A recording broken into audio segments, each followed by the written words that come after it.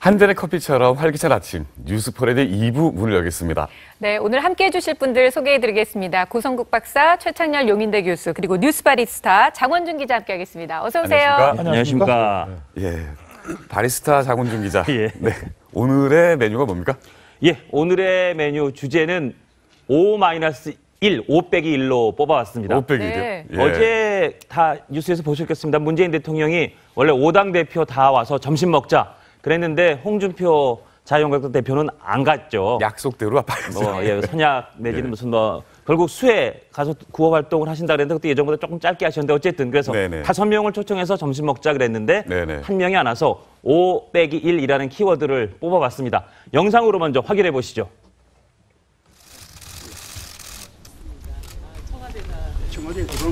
우선은 우리 대표님들의 특히 야당의 이야기를 많이 듣는 시간으로 그렇게 하고 싶습니다. 감사합니다. 집권하면 재협상하겠다고 했습니다. 근데 재협상을 하는 게 아니라 재협상을 당했죠. 그랬는데 굳이 오라고 하니 내 들러리 못 쓰겠다.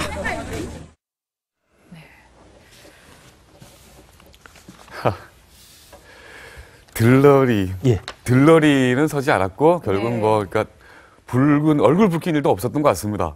근데 이게 어떻게 보십니까, 이게? 때로는요, 네.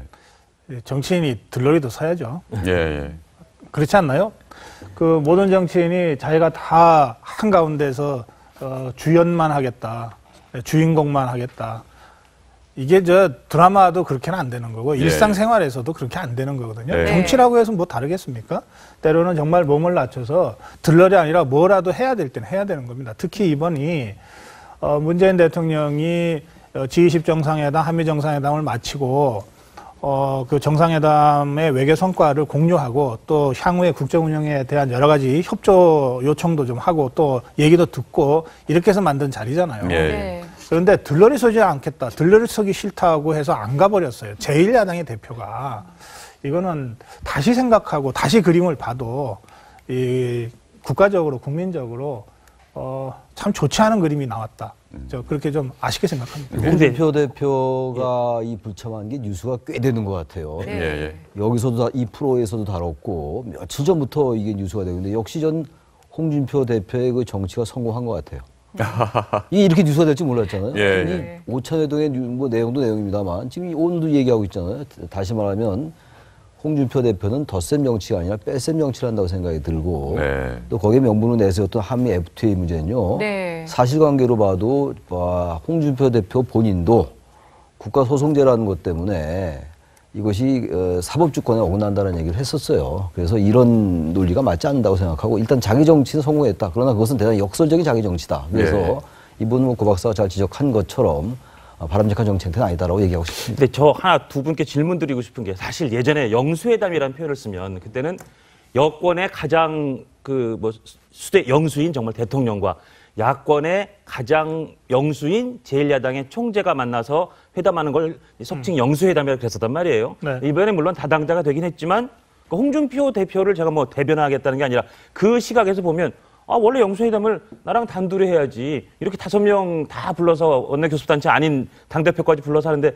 내가 거기 가? 나는 따로 독상 먹지 겸상 안 할래. 라고 하는 그 마음이 결코 잘 됐다는 건 아니지만 그렇게 생각할 수도 있는 거 아니냐는 생각이 들기도 해서 여쭤보고 싶습니다. 그렇게 생각한 거죠. 한 거죠. 네. 그래서 제가 자기 정치한다고 얘기했지 않습니까? 네. 그런데 지금 정권 초기잖아요. 네. 그리고 대통령이 해외 순방을 갔다 온 다음에는 여야 대표들과 같이 회동하면서 그 성과를 국민들에게 설명하고 공유하는 게 정치적 관행이었어요. 예. 이건 굳이 그야말로 적폐청산 차원에서 없애야 될 예. 관행이 아니잖아요. 그렇다면 뭔가 지금 우리 장 기자 말씀처럼 홍 대표 입장에서 볼 때는 1대1좀 양강체제가 돼서 자신의 존재감도 부각시키고 싶은데 네. 다른 야당과 의석 차이도 많이 나는데 하고 싶지 않은 건 이해한다 하더라도 그럼에도 불구하고 아까도 얘기했던 것처럼 그건 둘러리가 아니죠. 제 1야당 대표가 그때 와서 할 얘기 있으면 거기 가서 하면 되죠. 한미 FTA에 네. 대해서. 그래서 아주 원론적인 얘기입니다만 어쨌든 간에 그렇게 덕이 있는 정치는 아니지 않았는가라는 생각은 드는데 홍준표 대표의 계산법은 좀 달랐던 것 같아요. 뭐 계산법을 굳이 저희가 해석을 해드리자면 이를테면 이명박 정부 때 당시 박근혜 대표가 이명박 대 박근혜 양자 대결 구도를 만들어서 결국은 대권 도전에 성공했잖아요. 예, 예. 또 박근혜 정부 내내 야권의 대표는 문재인 후보였고요. 그래서 박근혜 대 문재인 양강 구도를 어쨌든 만드는 데 성공했고 뭐 그것 때문인지 또 다른 요인도 있겠습니다만 그래서 어쨌든 집권에 성공했어요. 그러니까 홍준표 대표도 문재인 대 홍준표 양강 구도로 앞으로 5년간 전국을 잘 운영하면 네. 자기가 뭐 다음 대통령 될 수도 있다. 예, 예. 이런 전략적인 어떤 구도 속에서 움직일지 모르겠어요. 그런데 저는 대통령이 되는 것은 매일매일의 정치가 쌓이고 쌓여서 되는 거지. 이렇게 무슨 큰 그림 하나 그리고서 이렇게 거칠게 행보 몇 번 한다고 해서 되는 것이 아니다. 예, 예. 그렇게 생각합니다. 그러니까 당장 들르기만 하더라도 그러면 문재인, 홍준표 양강 구도를 만든다고 치자고요. 그러면 나머지 정치인들은 다 자기 들러리 쓰라는 얘기밖에 더 됩니까? 자기는 들러리 하기 싫고 다른 정치인들은 들러리 시켜야 되겠다. 이런 식의 정치 구도를 가지고서는 상생적 정치 불가능하죠. 네. 그렇죠. 근데 결국 어제 이제 청주 수해 현장을 직접 찾아가서 복구 활동을 같이 했는데 봉사 시간이 길지 않았습니다. 1시간 반 정도. 물론 길게 예상은 했었었는데 짧아서 이게 혹시 무늬만 봉사 아니냐. 아니 이런 하필 왜 지적도 그 나오고 시간에 가서 그 자원봉사를 해야 됩니까? 봉사 이거 굉장히 계기는 많은 거고 기회도 많은데 그러다 보니까 이제 그런 비판을 의식해서 당직자가 다 참석했는데 우리는 억울하다 이런 반응이 나왔던 것 같아요. 네. 자유한국당에서. 국민들이 요새는 다 더 제대로 보고 있거든요. 그래서 너무 그런 것들이 저는 거기 가서 봉사하는 건 좋다고 봅니다. 국민들이 볼 때 봉사 쇼 하냐라고 얘기할 때 있어요. 근데 저는 안 가는 것보다 가는 게 나은데 어제 간 거는 그건 아니잖아요. 일부러 그 자리를 피하려 거기 갔기 때문에 그래서 그렇게 좋은 반응을 보이기는 어렵지 않았는가라고 생각을 합니다. 예. 지금 청주, 충북 지역의 수해 상황이 굉장히 심각합니다. 네. 예. 뭐 앞으로 복구되는데 한 달 이상 걸릴 거라는 거고 국가가 충북 지역을 이 재난 지역으로 선포를 검토할 정도로 이게 심각하거든요. 그리고 이 외유 나간 도의원들이 바로 지금 돌아오고 그렇죠. 또 징계를 한다 예, 예. 그러고 막 상황이 이렇잖아요. 예, 예. 그런데 지금 영께께서 말씀하신 대로 제1야당의 대표가 결과적으로 영수회담을 피하는 핑계처럼 이게 수해봉사를 활용한 것 같이 지금 상황이 전개되고 있어요. 물론 뭐 이재만 최고위원이나 다른 당직자들은 저녁 6시까지 하루 종일 봉사 활동을 했습니다. 네. 그렇지만 당 대표가 저렇게 해버리니까 그 많은 사람들의 수고는 다 도로가 되고 실제로 수해를 정치적으로 이용한 것 아니냐라고 하는 비난만 지금 자초해버렸습니다. 네, 그러니까 네. 이런 것이 자기 정치만 생각하다 보면 생기는 일이에요. 네. 그러니까 뭐 정치인은 결국 정치로 자기 존재감을 보여줘야 된다. 그렇게 들리는 것 그렇습니다. 같습니다. 네. 그 한국당 내부에서도 좀 문제를 삼았죠. 어제 그럼요. 이게 예. 참석해서 쓴 거 아니냐 이렇게. 이게 한국당이 어쨌든 보수 적통을 주장하는 당이고 그리고 직전까지 정권을 담임했던 네. 예, 그런 당 아닙니까? 네. 그러니까 아무리 지금 야당이라 하더라도 대통령의 외교안보와 관련된 부분은 힘 보태줄 부분 보태준다. 그리고 국회에서 따지더라도 시시비비는 가려서 따진다. 뭐 이런 어떤 그 전통이 있는 거예요. 네. 그런 합리성이 있는 겁니다. 그런데 한국당의 그런 합리성을 가지고 활동하려고 하는 국회의원들의 입장에서 보더라도 홍준표 대표의 저러한 행동이 별로 이해가 잘 안 되는 거예요. 예, 예. 네. 그러니까 당연히 볼멘 소리가 나올 수밖에 없죠. 조심조심 하는 얘기지만 그러나 터져 나오게 돼 있습니다. 네. 네. 5 빼기 1 중에서 빼기 1 얘기만 너무 길게 하는 것 같아서 네. 5 얘기 1 잠깐 해보면 저는 어제 그 사당 대표 만난 포인트 중에서 그 시청자 여러분 궁금하셨던 분 중에 궁금증이 풀린 분들이 계셨을 것 같아요. 네. 그때 추미애 대표가 국민의당에 대해서 굉장히 험하게 얘기를 예, 했을 예. 때 대리사가 논란이 있지 않았습니까? 예, 이종국 예. 비서실장에 가서 그게 정말 추미애 대표가 매우 섭섭하게 소외되면서 대리사과를 당한 건지 아니다. 추미애 대표도 어느 정도 이쪽 정치적인 내공도 있고 하니까 청와대가 어느 정도 교감이 있었을 것이다. 네. 둘 놓고 조금 이론이 있었는데 어제 그 부분 확실히 드러난 것 같습니다. 추미애 대표가 대통령에게 여당 대표가 막무가내로 대리사과를 당하기 전에 대통령도 여당 대표와 소통해달라라고 얘기한 걸 보니까 추미애 대표가 상당히 소외되는 가운데 섭섭했던 게 맞는 것 같고 네, 네. 또 한 장면은 기억하실지 모르겠는데 추미애 대표가 이렇게 팔짱을 잘 끼세요. 예, 예. 저번에 장하성 실장 팔짱 꼈을 때 2번이나 장하성 실장이 기겁을 하면서 이렇게 팔짱을 뺀 적이 있었는데 네. 어제 보면 장하성 실장이 오히려 팔짱을 꼈거든요. 네. 청와대가 추미애 대표한테 섭섭하게 했다는 거를 인정하는 그런 모양새였던 것 같아서 저는 네, 어제 네. 추미애 대표가 그때 많이 섭섭한 게 네. 확인됐다. 그건 하나 본 것 같습니다. 정말 어제 오찬자리에서 유난히 이 추 대표를 굉장히 챙기는 챙기는 그런 모습을 좀 모습이 보이지 있었어요. 않았나요? 또 추 대표가 또 그랬지 않습니까? 추자를 다 싫어한다고? 추경안 얘기 지금 나왔을 때 추경안 이제 그 얘기 그거 나왔을 나왔죠. 때 추경 뭐 그리고 추미애에서 이제 추자는 이제 다 싫다라고 이제 얘기한 건데 어제 또 그 얘기를 했어요. 뭐 상추, 고추, 배추를 좀 즐겨 드시라고 추미애까지 네 개 추를 즐겨 드시라 이런 얘기도 나왔어요. 그러니까 네. 대리사가 관련된 부분들 그 부분들이 사실 굉장히 문제가 됐던 게 어제 이제 드러난 거라고 보는데 어쨌든 이번에는 대리사과도 했고 임종석 실장이 그 발언에 대해서 그리고 조대 후보자 자진 사퇴하면서 전국이 어쨌든 풀리는 물꼬를 트였던 거기 때문에 네. 그 의미가 있는데 아무튼 여기서 얻은 교훈은 여당 대표가 됐건 야당 대표가 됐건 발언은 좀 신중했으면 좋겠다. 예. 그리고 상대방 정당이 어떻게 반응할 것인지 그건 국민들한테 한 얘기가 될 수 있기 때문에 예. 좀 그런 측면의 교훈 좀 있지 않았는가라는 생각도 좀 들어요. 예. 근데 뭐 거기 어제 나온 말 얘기 중에서 좀 뭐랄까요? 그 문 대통령이 그 박주선 위원장한테 네. 뗏목을 버리자 한 얘기를 했습니다. 이 뗏목이 뭔가요, 도대체? 저게 이제 박주선 위원장한테 이야기한 것으로 추정하자면 네. 이른바 문준영 씨 의혹 조작 사건을 예, 예, 얘기하는 예. 것 같아요. 네. 그러니까 대선 때 이런저런 일들이 다 있을 수 있잖아요. 예, 예. 그런데 대선 선거 끝나고 나면 또 서로 소치하를 다 합니다. 근데 이 경우에는 지금 뭐 최고 지도부까지 수사가 지금 확대되고 있는 상황이잖아요. 예, 예. 그런데 그 상황에서 대통령이 박주선 위원장한테 얘기했다면 네. 이제 그 뗏목은 이제 버리고 앞으로 나가자라고 얘기한 것 같습니다. 그러나 대통령의 심정은 이해가 되지만 저게 또 다른 형태로 검찰에 가이드라인을 주는 거가 되면 어떡하나 하는 걱정이 있어요. 예. 검찰은 지금 이 조작 의혹 사건과 관련해서 최고도로 지금 강도 높게 수사를 하겠다고 하고 있는데 예. 대통령이 뗏목은 버리고 이제 미래로 나가자고 해버렸으니까 그런 점에서 저는 검찰이 역시 정치적 독립성을 가지고 자기 원칙 하에서 수사하는 것이 좋겠다. 그다음에 대통령이나 또는 주요 정치인들이 검찰에 뭔가 좀 신호를 주는 또는 가이드라인을 주는 것으로 오해될 수 있는 이런 발언들은 네. 조금 신중하게 좀 했으면 좋겠다. 이런 생각이 다시 들더라고요. 그러니까 네. 정확하게 큰 강을 건넜으니 이제 뗏목을 버리자라는 게 그런 점도 하나 있고요. 그렇게 충분히 해석할 수 있어요. 예, 예. 왜냐하면 지금 어쨌든 국민의당의 그 제보 조작 사건은 수사 진행 중이고 그 수사의 방향이 윗선까지 얼마까지 확대될지 아직 모르는 상황이기 때문에 충분히 그렇게 얘기할 수 있는 건데 또 하나 좀 다른 관점에서 본다면요. 어제 한 얘기의 그 앞뒤 맥락을 보면은 여야가 이렇게 주고받기식으로 하는 게 협치가 아니고 이제는 좀 새로운 세상을 만들기 위해서 그래서 좀 뭔가 협치가 필요하다 이런 얘기를 했기 때문에 국민의당과 이 지금 문재인 후보가 대선 당시 안철수 후보와 같이 대결을 했지만 이제는 좀 같이 협력하자 이런 원론적 얘기가 될 수 있으나 네. 어쨌든 문재인 대통령이 했기 때문에 얘기를 문준영 씨 취업 특혜 의혹 그리고 거기에 따른 그 선거 기간 중에 국민의당의 그 제보 조작 사건을 완전히 배제하고 이 얘기를 했다라고 보기도 또 어려워요. 그래서 양쪽이 같이 포함되어 있는 좀 중의적인 어떤 의미가 있지 않았나라는 생각도 좀 듭니다. 네. 네. 근데 이렇게 분위기가 좋아 보였는데도 불구하고 참 정치는 이래서 알 수 없는 것 같아요.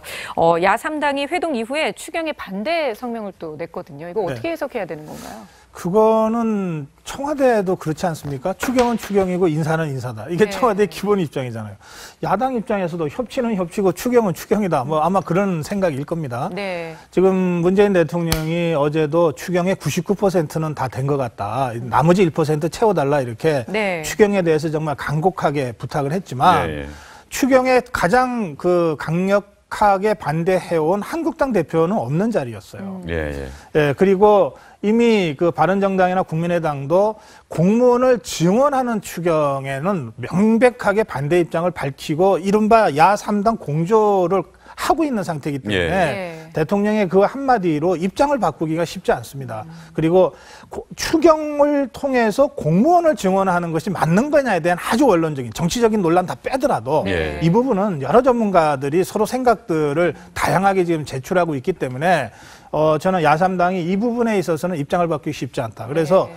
혹시 대통령한테 추경과 관련돼서 국회 상황이 좀 잘못 또는 너무 조금 안이하게 보고된 건 아닌가. 99% 다 간 것 같지 않습니다. 공무원 증원 부분과 관련해서는 전혀 지금 한 발짝도 지금 떼고 있지 못하거든요. 네. 그렇군요. 예. 공무원 증원 문제는 여야가 어떤 접점을 좀 풀어야 될 것 같아요. 공무원 증언에 대해서 여권은 일단 양보할 수 없다는 입장이에요. 예. 대선 공약이기도 했고 그래서 이번에 좀 양보한 게 80억 증액은 좀 양보해서 예비비에 포함된 걸로 하겠다. 그 부분까지 좀 양해해달라는 쪽으로 가서 어제 오전까지만 해도 국민의당이 그 부분을 조금 양해하는 쪽으로 이제 보도가 좀 됐어요. 알려졌는데 오후에 또 다시 선회했거든요. 오찬에 동한 다음에 오히려. 따라서 지금 야당은 어쨌든 증언 자체보다도 공무원 증언은 안 된다라는 거잖아요. 지금 잘 설명한 것처럼 고 박사가. 문제는 이런 부분들에 대해서 여권이 어떤 인식을 갖느냐의 문제예요. 이거 어쩜 풀어야 돼요. 네. 지금 추경을 무조건 반대하는 게 아니라 추경에 복귀한 건데 공무원 증언은 이게 국민 후대에 부담이 간다는 입장이고 야당이 논리고 여당은 소방관과 경찰관과 사회복지사 등 현장직들이기 때문에 반드시 증언이 필요했던 부분이고 이 부분은 반드시 해야 된다는 입장이라서 이게 어제 오천회동에서 잘 조율이 안 된 것 같아요. 이 부분 여전히 좀 조율이 필요하고 접점이 필요한 부분입니다. 네. 자, 그럼 이게 그 뭐 회담이고 예. 이제 다른 얘기 해볼까요? 어제 박근혜 전 대통령이 또 얘기가 나왔었죠. 박근혜 전 대통령이 어제 이재용 삼성전자 부회장과 또 만날 뻔하고 만나지 않나 그런데 결국은 안 만났고 네. 예. 그 재판에 증인으로 구인장까지 발부됐지만 특검의 구인을 거부하면서 재판에 안 나갔습니다. 네. 구인장을 발부받은 특검이 법리적으로는 사실 재판에 오라는 구인장이 있으니까 데리고 갈 수 있었지만 그렇게까지는 안 했어요. 그래서 결국 대통령의 거부로 그 재판에 안 나갔고 앞으로 그러니까 더 이상 재판에 다시 부르지는 않을 것 같아서 박근혜 전 대통령하고 이재용 부회장이 만날 일은 없을 것 같은데 문제는 박근혜 전 대통령이 지금 이제 이를테면 발가락이 아프다는 이유로 재판에 불출석을 했다든지 다른 증인으로 구인된 그 재판장에 안 나간다든지 하는 그 대통령의 재판을 대하는 태도를 놓고 조금 논란이 있다. 그 부분을 한번 얘기해 볼 수 있을 것 같습니다. 어떻습니까? 이게 구인장을 발부받으면 법적 의무 아닌가요? 출석하는 게? 그러니까 구인장은 강제 구인장이죠. 네네. 이게 자발적 구인장이 있는 게 아닙니다. 예. 그러니까 강제 구인장이니까 가서 데리고 오라는 거예요. 네. 법원이 그렇게 명령을 한 겁니다. 예. 그런데 가서 강제 집행을 못하고 설득만 하다가 계속 거부하니까 돌아온 거 아닙니까? 네네. 그럼 법원의 명령을 사실은 제대로 지키지 못한 거죠. 예. 그런데 여기서 집행하는 쪽에서 전직 대통령인데 또 고령의 여성인데 이걸 강제 구인까지 해야 되나고 하는 실무적인 고민은 혹시 있었을지 모릅니다. 그리고 현실적으로도 전직 대통령이 계속 뭐 그럼 나 좀 정 데리고 가려면 끌고 가라. 할 때 과연 끌고 올 수 있겠는가? 이제 그런 점들 때문에 제가 이게 강제 구인장 발부해도 대통령이 거부하면 방법이 없을 거다. 현실적으로는 그런 말씀 드렸는데 그건 앞으로도 그런 똑같은 상황이 예상되잖아요. 그러면 법원에서도 실효성 없는 구인장 갖고 발부할 게 아니라 여기서 뭔가 재판 전략을 좀 바꿀 필요가 있습니다. 그리고 박근혜 전 대통령 입장에서는 이렇게 강제 구인장 거부를 단순히 정말 발가락이 아파서 거부하는 것이 아니고 재판 전략 차원에서 거부하는 거 아니겠습니까? 그런데 이 부분과 관련해서는 지금 뭐 이른바 청와대 문건 이 발표라든지 청와대에서 직접 박근혜 대통령의 뇌물죄 입증을 위한 여러 가지 이 환경을 자꾸 만들어가고 있는 거니까 박근혜 전 대통령 입장에서도 그렇다면 나도 내 정치를 또는 내 생존 차원에서 내가 할 수 있는 거 다 할 수밖에 없다. 이렇게 지금 청와대와 박근혜 전 대통령이 직접 부딪히는 형국으로 가고 있는데 이것이 과연 국가 경영에 나라 운영에 좋을 것이냐라고 하는 점은 좀 걱정스럽습니다. 이건 있는 것 같아요. 지금 공개된 문서들 최근에 청와대에서 계속 나오고 있잖아요. 그것과 관계없이 박근혜 전 대통령이 이렇게 계속 구인장 발부를 해서까지 재판에 출석하라고 그러는데 증인으로 지난번 이영선 재판관 때도 증인으로 불출석했어요. 이렇게 하는 건 전직 대통령으로서의 최소한의 자존심이 어긋난다라고 보여져요. 너무 당위적인 얘기라서 별로 의미가 없게 들릴 수 있겠으나 지금 10월 16일까지가 또 구속 기간이에요. 그때까지 재판을 못하면 이제 그때부터 석방된 상태로 재판을 받아야 되는 것이고 지금 이제 얘기처럼 일단 뭐 전략으로 보여요. 이것이 근데 유리할지 불리할지 모르겠습니다. 전 유불리의 측면이 다 있는 것 같은데 저는 궁극적으로 지금 여러 가지 이제 증언들이 나와 있고 진술이 나오고 있기 때문에 오히려 이렇게 재판에 불출석하고 증인으로 나오지 않는 것이 전 어떤 그 실리적 차원에서 봐도 박근혜 전 대통령에게 불리하게 작용할 가능성이 오히려 높은 것 같아요. 재판 전략을 지원함으로써 재판 전략으로서의 어떤 유리한 면보다는 그런 점이 있는 것 같고 물론 그건 이제 변호인단이 판단하는 문제인데 최소한도 전직 대통령으로서 이렇게까지 국가가 공권력을 가지고 정정당당하게 출석하러 요구하는 것에 대해서 이렇게 하는 거는 유불리를 떠나서 좀 불리할 것 같은데 잘못됐다고 보여집니다. 대통령 전 박근혜 전 대통령에 대한 비판을 해주셨으니까 저는 뭐 일종의 균형 차원에서 오늘 조선일보 사설도 지적했는데 네. 어제 100대 과제 1호가 적폐청산이고요. 2호가 반부패입니다. 네네. 1호 적폐청산의 첫 번째 주요 과제, 주요 내용 첫 번째가 기소된 사건의 공소유지를 철저히 한다. 이게 조선일보 사설이 오늘 그걸 굉장히 매섭게 지적을 했는데 네. 국정과제의 가장 첫 번째 나온 첫 번째 주요 사항이 이런 기소된 사건의 공소유지고 그러니까 청와대에서 자꾸 저런 옛날 발견된 문건을 내놓고 해서 지금 그 재판에 어쨌든 유죄가 나오도록 노력하는 모습을 보이는 게 예. 과연 현 정부가 국민과의 뭐 소통이나 현 정부가 쌓아가는 자산에 도움이 될까? 전 이게 부담이 될 수도 있다고 생각이 네, 듭니다. 네, 너무 네. 거기에 예를 들면 기억나시겠지만 윤석열 서울중앙지검장을 임명하면서도 공소유지가 중요하기 때문이다. 근데 대령을 중장보직에 임명한다는 말이 있을 정도로 아주 특급 승진이었거든요. 그랬죠. 예. 그렇게까지 하면서 너무 공소유지를 신경 쓰는 모습이 과잉 노출되는 게 꼭 좋은지는 생각해 볼 필요가 있다고 봅니다. 이 장 기자 말씀에 저도 공감인데요. 두 가지 측면이 좀 걱정됩니다. 하나는 혹시 문재인 정부가 지금 진행되고 있는 박근혜 전 대통령의 형사사건에서 뭐 뇌물죄라든지 주요 범죄 혐의가 무죄로 나면 탄핵도 잘못되는 거 아닌가라고 하는 불필요한 걱정을 하고 있는 거 아닌가.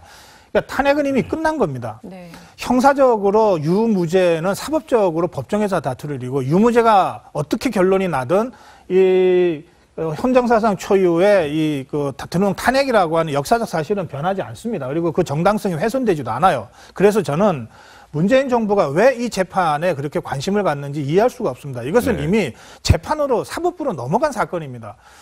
또 하나는 이게 인수위도 없이 급하게 이제 이 국정 운영이 시작됐잖아요. 맞아면 일종의 개문발차 같은 겁니다. 문 열어놓고 출발하고 그러나 개문발차. 예. 앞으로 5년간의 문재인 정부의 그 플레이는 있어야 되니까 그거를 우선 출발할 테니 만들어 주시오라고 해서 국정기획위원회가 그동안 작동해 왔지 않습니까? 많은 분들이 관심을 갖고 과연 문재인 정부의 대한민국은 어떨까 봤을 텐데 그 첫 번째가 적폐청산이고 그것의 구체적인 내용이 공소유지라고 한다면 이게 어떻게 미래로 가는 청사진이라고 국민들이 받아들일 수 있겠습니까? 예. 그 점에서 많은 분들이 걱정하고 실망하지 않을까 좀 우려됩니다. 전 뭐 일리 있는 지적인데 전 뭐 약간 결이 다른 얘기를 좀 그야말로 아까 장 기자 말씀처럼 균형 차원에서 좀 드리고 싶은데 공소유지라는 건요. 지난번에 특검이 일단 다 기소를 한 다음에 특검의 인력이 상당히 복귀를 많이 했어요. 검사들이. 예, 특검에 파견된 검사가 이제 검찰에 복귀했단 말이에요. 그러면서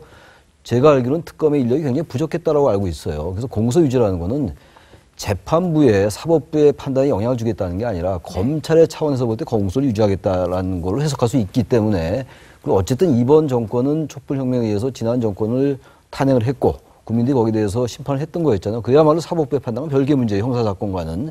그런 면에서 이 정권이 적폐청산 1호로 내세우는 건 앞으로 나아가기 위해서 지난 부분들에 대해서 분명히 하고 넘어가야 되는 거거든요. 그런 면에서 이해할 수 있는 면이 있다라고 말씀을 드리겠습니다. 아니 근데 다 이해는 되지만 그게 과연 국정 100대 과제의 첫 번째 아주 그 무슨 한 개별 형사 사건의 공소유지가 네. 예, 예. 대한민국 국정 운영 과제의 첫 번째여야 되는가에 아니, 이게 대해서는 그런 이거 한 말씀만. 예. 적폐청산이라고 내세우고 지금 공소유지거든요. 대선 공약집에 나와 있던 거예요. 아까 네. 장 기자가 얘기했던 거는 약간 사실관계가 다른데 맥락은 같은 건데요. 예. 어제 발표했던 그 국민보고대회에서는 그 공소유지 얘기는 없어요. 네. 단지 큰 틀에서 적폐청산이에요. 그러니까 다시 말하면 과거에 잘못된 거 청산하자는 거기 때문에 공소유지와는 그리고 다르다. 고맙습니다. 들으시죠. 제가 최 교수 말씀에 뭐 말꼬리 잡는 건 전혀 아니고 네. 아니 문재인 대통령이 박주선 비대위원장한테는 뗏목 버리자고 해놓고 예. 적폐청산을 국정과제 1호로 그리고 구체적인 내용으로 들어가면 공소유지에 정부가 전력을 다하는 것처럼 이렇게 해놓은 것이 과연 뗏목을 제대로 버리는 거냐 이런 문제 제기를 안 할 수가 없다는 거예요. 네. 알겠습니다. 방송 끝나고 저희가 좀 더 복잡한 토론을 정치 해보도록 이야기. 하겠습니다. 나가서 네, 말씀하시는 걸로.